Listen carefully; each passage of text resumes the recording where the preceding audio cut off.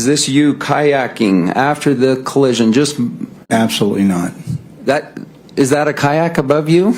I don't know what it is. Oh boy. I'm just under 5'10". Okay, I am so jealous. Gwyneth Paltrow's lawyer, Stephen Owens, grills Terry Sanderson about his many vacations after the ski crash. Owens confronts him with pictures, seeking to contradict Sanderson's claims to have experienced a reduced quality of life ever since the crash, which he blames on Paltrow.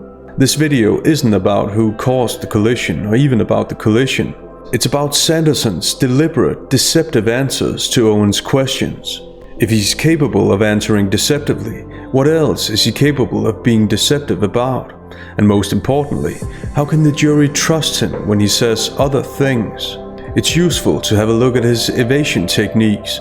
This allows us to recognize deception in our own lives. Post-incident travel by Dr. Sanderson. Mr. Sanderson. Did you go to Peru? Yes. After the collision. All of these are after the collision, okay? Yes. Visit Machu Picchu. Costa Rica, yes. Walk the Golden Trail. Yes. Machu Picchu is in Peru. Yes. Floated down the Amazon. Yes, I guess so. First, we notice the Visit Machu pauses, Picchu. the hesitation. These Costa indicate Rica, that yes. he's taking Walk the longer Golden than Trail. usual to process the questions in order to make sure he gives the right answers for self-serving reasons. I say longer than usual because in regular conversations, even just a 1-second pause is a long time. It indicates a so-called problem source. Maybe a friend disagrees with something we've said and they're looking for a way to politely disagree with us. Guess so yes, is a I guess hedge. so. Hedges express equivocation, vagueness, and they indicate uncertainty. Hedges allow the subject to retract a statement at a later point without directly contradicting said statement. Also, in this specific case, it's a way for Sanderson to cast doubt on something that there isn't any doubt about. Floating down the Amazon is certainly an experience that a person's expected to remember. Costa Rica. Did you do a zip line? Same trip, yes. Did you go to Europe? Visit Netherlands, Germany, Switzerland, Italy, France, Belgium? With my daughter Jenny, yes. Bottom half, James, please. Did you go to the Netherlands 3 times? I don't remember. Even if we disregard the fact that most people remember how many times they've traveled to a particular country, there are 2 other circumstances that negate his claim. One, Visit the fact Netherlands, that he had no Germany, problem Switzerland, quickly Italy, saying yes France, to all the Belgium. locations Owens just mentioned, daughter and Jenny, 2, yes. that he had an almost photographic memory about the most convenient parts of his narrative about the collision. Take the jury through what happened in this ski collision. It was really a very nice day for skiing, and I was really looking forward to it. And of course, Currielli has amazing groomed runs. Found that out right away. Generally, beginner runs, people are afraid of the off-piste, of the off-groomers, and so they stay away from that area where the snow is piled up. Thailand. Did you go to Thailand after the collision? Yes. Did you visit at least the states of Washington, Oregon, Montana, and Idaho after the collision? Probably, yes. Let's go to the 1147. Even if we were to give him the benefit of the doubt and say that it's perfectly reasonable that he doesn't remember how many times he visited the Netherlands, the hedge probably here yes. is unreliable and suggests deception. These are different states. The vast majority of people would remember being in different states. Obviously, he's concerned or anxious, more like it. His main concern is himself, and this concern affects his ability to answer spontaneously and truthfully. Unintentionally, then, he himself reveals that these questions are damaging to his claims about what happened to him after the collision. You're a Facebooker, right? At least you were at the time. You posted a lot on social media. Relative to other people, it didn't seem like I did. Very little. With the amount of pictures we're about to see, this comparison to other people makes no sense. It's a much too obvious attempt to save face, precisely because he knows that these questions are damaging or devastating to his case. All of these pictures are from your personal Facebook after the collision. Okay. In linguistics, OK is recognized as a so-called acknowledgement token, accepting the information someone just stated. However, it doesn't always function as acknowledgement. Depending on the intonation, it can actually signify resistance. Like Jada Pinkett Smith's OK when she obviously felt confronted by Will Smith in that precious Red Table talk. So we come into the red table. So I'm in the Jada position right now. So, Okay. you during that time launched into an interaction with August. What do you feel like you were looking for?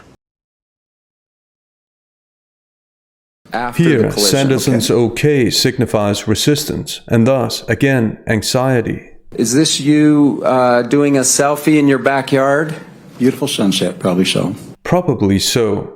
Beautiful Also, sunset, probably beautiful so. sunset isn't only a strange and unnecessary observation, it can also give the impression that he's not being entirely serious about this case. You went to a party in your backyard I just- after the collision, true?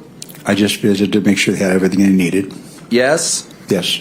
I just visited As a to make sure dependent they had everything they adverb, needed. just compares one thought to another thought, the opposite thought. Here, he's comparing his thought to Owens' thought, as if there's a distinction between having a party in one's backyard and making sure the guests have everything they need at the party in one's backyard.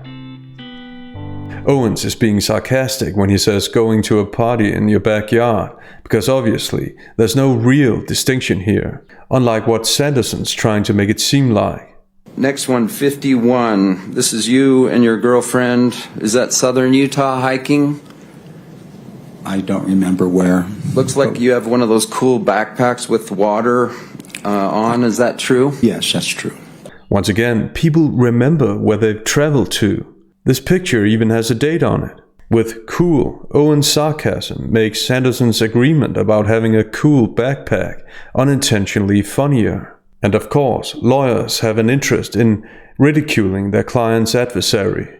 Next, Owens reads from one of the pictures, further emphasizing the absurdity, what he wants the jury to recognize as absurdity.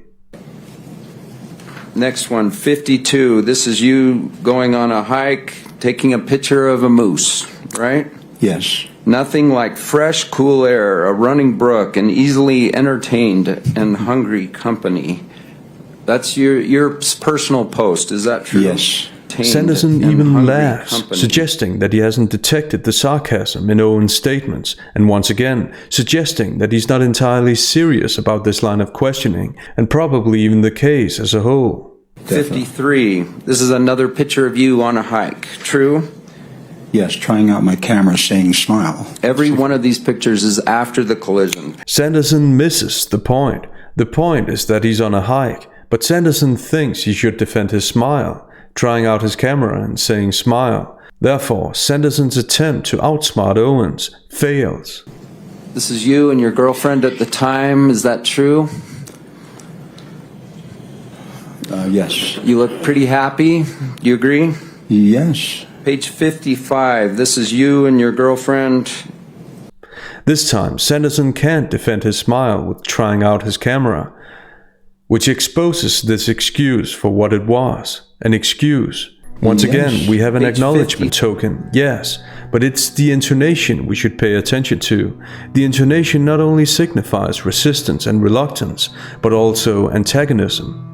The pressure that the questions have caused leads to touching of the nose, indicating internal stress. Obviously, the part about looking happy troubles Sanderson, which is why he tried to explain it away in the first place. A good lawyer notices that this is a sensitive topic and thus keeps emphasizing it. Next, with his intonation, Sanderson unintentionally points to his internal stress and frustration. This is you and your girlfriend on your Facebook, all smiles, true? Yes, true. 56, let's look at another picture. Sanderson's All smiles, visibly true? annoyed Yes, now, true. but probably more annoyed with himself more than anything. Next, he continues to look and sound irritated. Unintentionally then, he himself points to where this is headed. You and your girlfriend on a hike, smiling, true? Yes. Do you have that cool backpack on again? Yes. Camelback, is that Yes, the brand? It is. Page 57, let's go again. Is this you, same year of the accident, hiking? Yes. It looks pretty steep. Trying to get back in shape, yeah. The problem with Sanderson's attempt to save face that he was trying to get back in shape is that he looks like he is in shape, that he was always in shape. Not only is he traveling to many different countries and states, he also chooses hiking, which is physically hard. This isn't about whether or not he's smiling in the pictures anymore. This is about him not denying hiking or even ziplining, physically straining or at least physically challenging activities. Page 58, is this you kayaking after the collision? We're 7 months after the collision. Absolutely not. Is that a kayak above you? I don't know what it is. Sir, I asked you about this in your deposition. Is this you kayaking? No, absolutely not. Oh boy. I was trying on helmets to protect my head. Which begs the question, why try on helmets to protect his head? Helmets are required for physical activities, which is the point that Owens seeks to emphasize. However, Sanderson's answers get even more unreliable than this. Did you go kayaking after the collision? I don't remember that, but this is not it. This was in a local It's a store. whole different question. Let's ignore the picture. Thank you. Did you kayak after the collision? No, I don't think so. Another I don't think unreliable so. hitch that all trained investigators should be aware of, especially when analyzing subjects that seem to have photographic memory about convenient and highly unnecessary details. And so I came over the top of the hill and saw that and headed for the right side, and I'll pick it up there. And staying within that boundary, it could have been as much as 5 yards wide, but it might have been more like 5 or 6 feet. Lots of room. Owens asks Sanderson to disregard the specific picture, and that's the point. This was never about the specific picture. This was about emphasizing Sanderson's physical activities after the collision. Sanderson, however, seems to believe that if he can refute the picture, he can refute the activity, and saying No, I don't think so. to a memorable activity like kayaking is deceptive. Owens has outsmarted Sanderson multiple times, and Sanderson doesn't even know it. All right, let's try to find it. You went scuba diving, right? What year? After, I don't even care what year. After the collision. I did go sometime after, yeah. Sanderson tries to what deceptively year? answer Owens' question or statement with a question, as if it matters what year it was. It doesn't matter because we've already seen pictures from the year of the collision. Answering questions with questions is another deceptive tactic, as it buys the subject more time to think about his answer. Ultimately, it has a self-protective and thus self-serving function. Next, we know more unreliable hitches to questions about activities he's expected to remember. BMX bike show, right? Maybe, not sure. Scuba diving 4 different occasions. Is that true? Probably on the same week, on the same trip, probably. His modifications don't help his case. No matter if it was on the same trip or not, it's still scuba diving. And since he admits to scuba diving, his modification is irrelevant. Modifications appear when a subject's trying to maintain some level of control in the high-pressure situation they're in, to no avail. Next, we should pay attention to his intonation, indicating resistance and thus internal stress. Sanderson unintentionally lets the jury know that these questions are damaging. Went on a boat ride of several canals in the Netherlands, true? Yes. So he remembers that. He just doesn't remember how many times he's been to the Netherlands. And he doesn't remember kayaking. Sure. You rode bikes, Yes. did bus tours, Yes. boat tours, Yes. auto show we talked about, explored older towns in Central Europe, true? True, with my daughter. It was wonderful.